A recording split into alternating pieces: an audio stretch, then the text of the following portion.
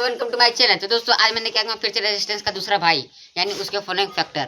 तो देखिए हम लोग पढ़े कि दो इससे अगर पीछे वाले क्लास में हम लोग दो पढ़े थे, आज हम पढ़ेंगे दो और। तो देखिए ऑन टेम्परेचर यानी कि जो रेजिस्टेंस है वो क्या करता है, टेम्परेचर पे भी क्या करता है, डिपेंड करता है। जैसे देखिए r is directly proportional to T.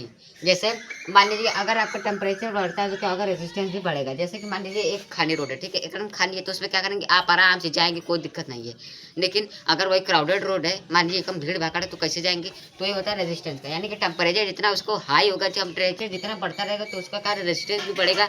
जब रेजिस्टेंस बढ़ेगा तो क्या होगा, हमारा करंट फ्लो नहीं कर पाएगा अच्छे से। वो होता है ऑन द टेम्परेचर। अब बारी आती है on the material of conductor. अब देखिए इसमें मटेरियल ऑफ कंडक्टर में आती है रेजिस्टिविटी, जो मैं आपको पढ़ा चुका हूँ। तो रेजिस्टिविटी क्या थी, रोकने की क्षमता। तो अब देखिए इसमें होता है आर इक्वल टू, इसको पढ़ते हैं, ये जो होता है पी टाइप का, इसको कहते हैं रो।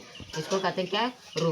तो ये जो रो होता है यानी R equal to rho n by A, यानी कि लेंथ और एरिया क्रॉस सेक्शन, यानी क्रॉस सेक्शन एरिया। तो इसमें बात होती है कि मटेरियल ऑफ कंडक्टर की, यानी कि जो मटेरियल किस कंडक्टर का है। जैसे कि अगर अच्छी वायर लेंगे तो क्या करेगी, बढ़िया काम करेगी। मान लीजिए आप वुड ले लिए। वुड क्या है, वुड ज़्यादा करंट रोक सकता है, उसके पास क्या रेजिस्टिविटी, ये ज़्यादा क्षमता है, यानी कि ज़्यादा करंट को रोक सकता है। तो क्या होगा, वुड मटेरियल ऑफ कंडक्टर, यानी कि वुड एक मटेरियल ऑफ कंडक्टर है, किसका, आर यानी रेजिस्टेंस पे। देखिए कि जैसे resistance is equal to rho n by A. तो जो हमारा लकड़ी होता है वो ज़्यादा करंट रोक सकता है, रोकने की क्षमता रखता है, तो उसे हम कहते हैं R is equal to rho n by A. ये होता है दो उसके फॉलोइंग फैक्टर।